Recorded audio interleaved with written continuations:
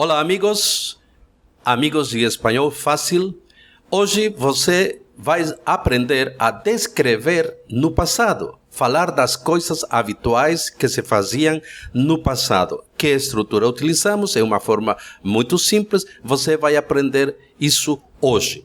Na parte de espanhol e suas curiosidades, vem uma série de frases que utilizam a língua espanhola, como pode ser utilizado em português, em inglês, em outra língua, para construir frases muito curiosas e muito engraçadas. É muito interessante esta parte que você vai conhecer agora, ok? Então vamos para o conteúdo de hoje.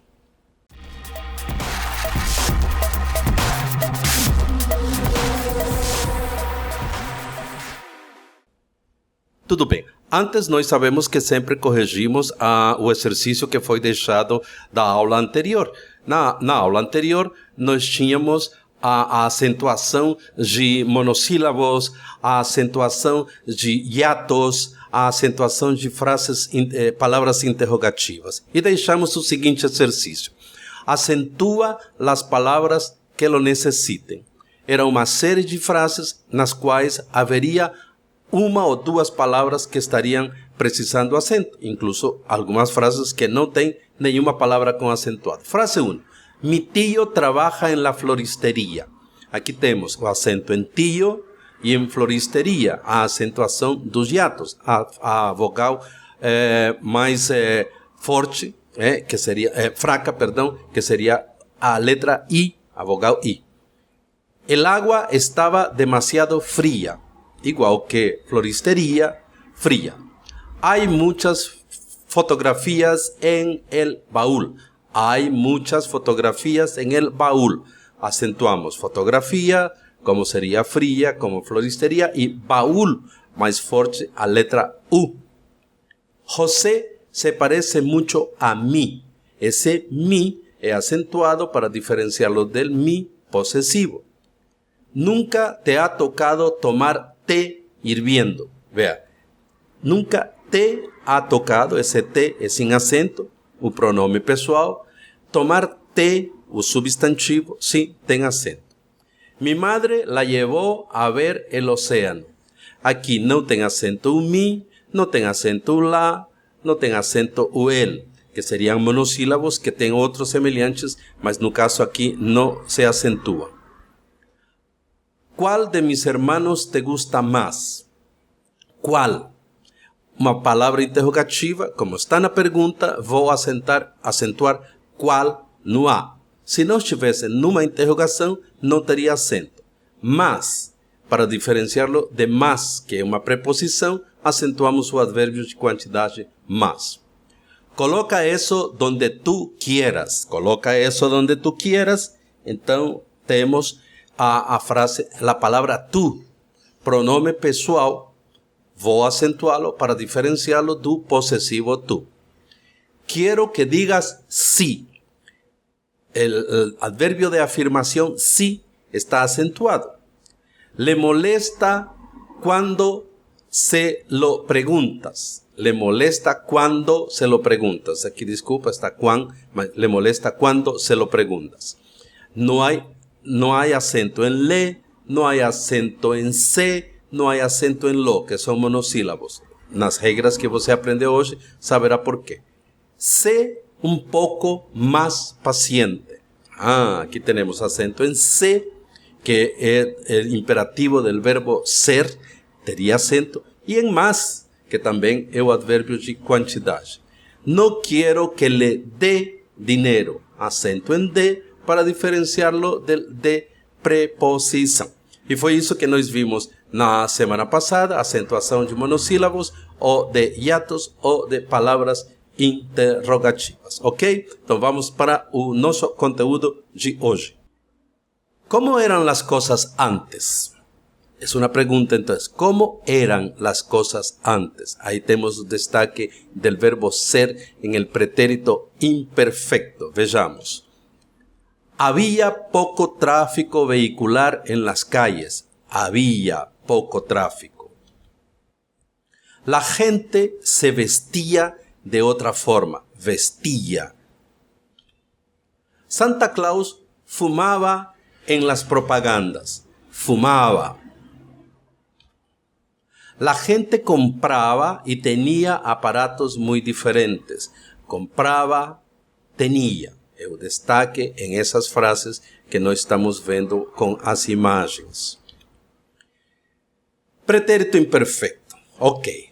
O que nós destacamos nas frases anteriores chama-se pretérito imperfeito. Sirve para describir los hábitos, las costumbres y las circunstancias del passado. Ou seja, serve para descrever hábitos, costumes e circunstâncias do passado.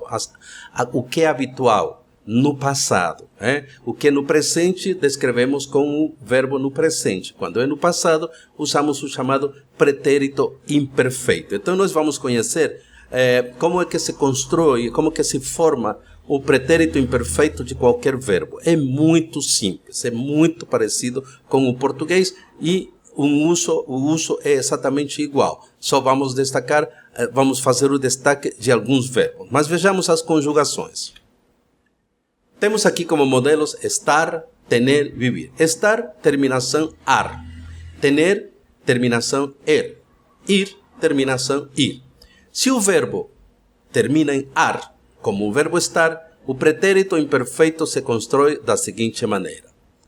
Eu estava, tú estabas, él estaba, nosotros estábamos, vosotros estabais, ellos estaban. Sempre vai ser com a terminação aba, aba, aba.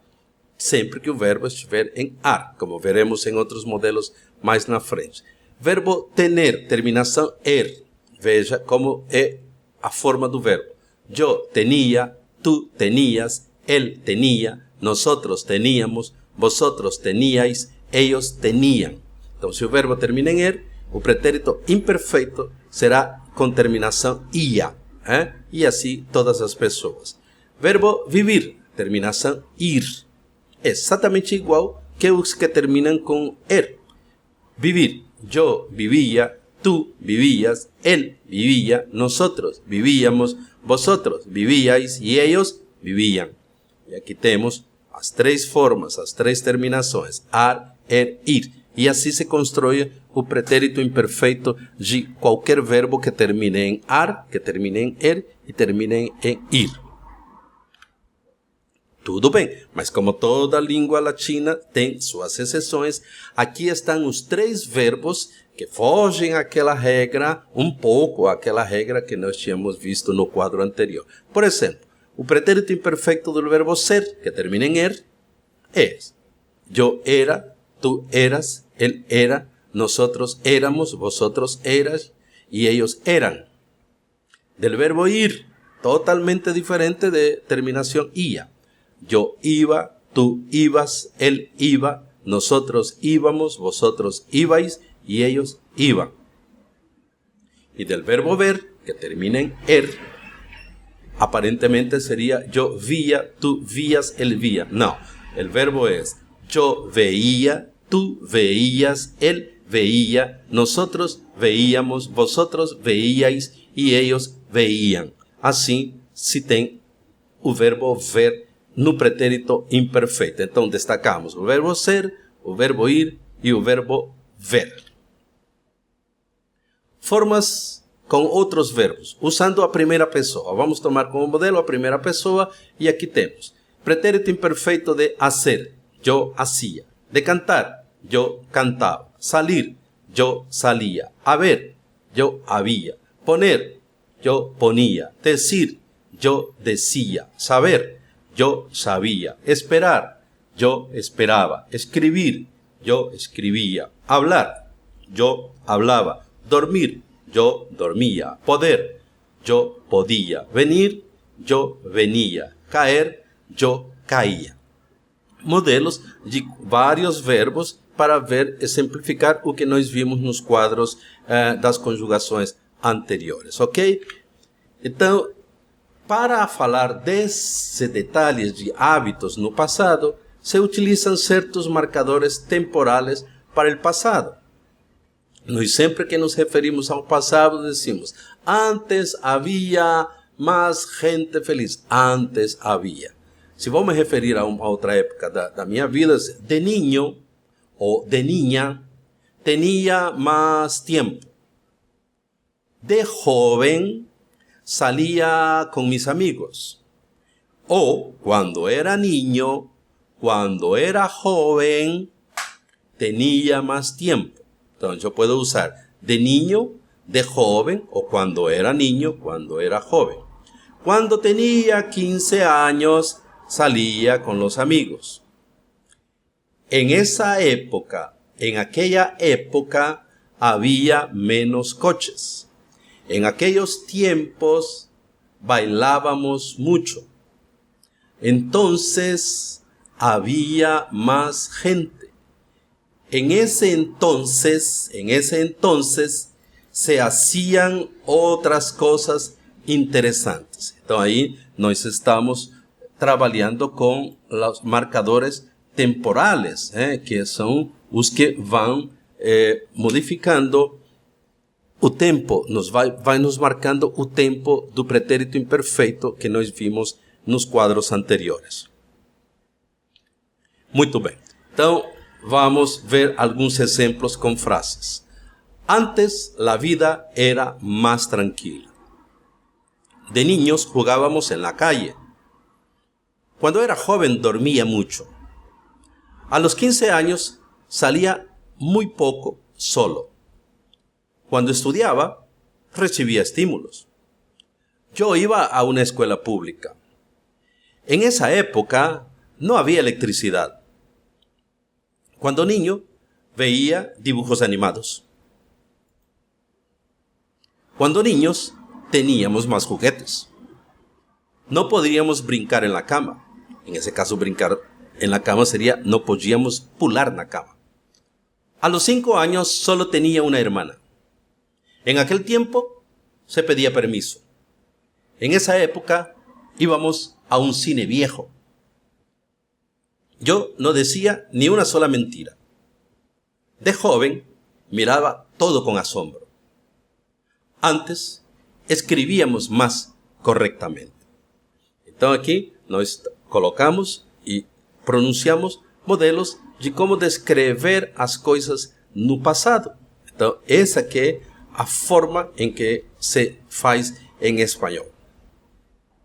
E agora tu, e agora você, tendo como base tudo o que nós falamos antes, escribe en tu cuaderno la primera persona del pretérito imperfecto de los siguientes verbos.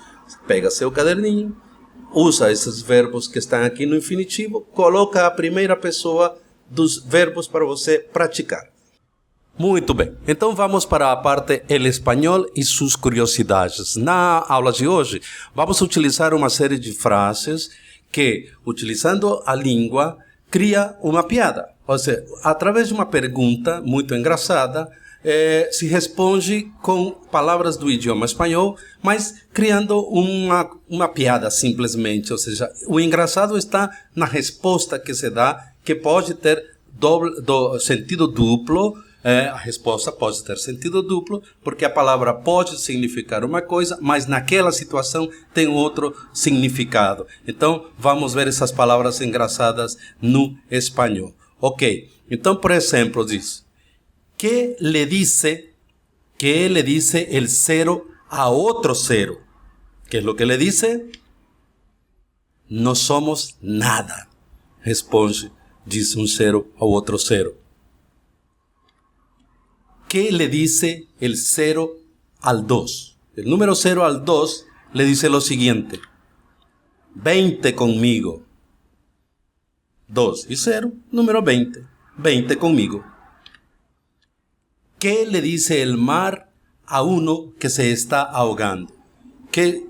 O que diz o mar para uma pessoa que está se afogando? Vamos a ver. Nada. Nada. ¿Qué le dice el 1 al 10? ¿Qué es lo que el número 1 le dice al 10?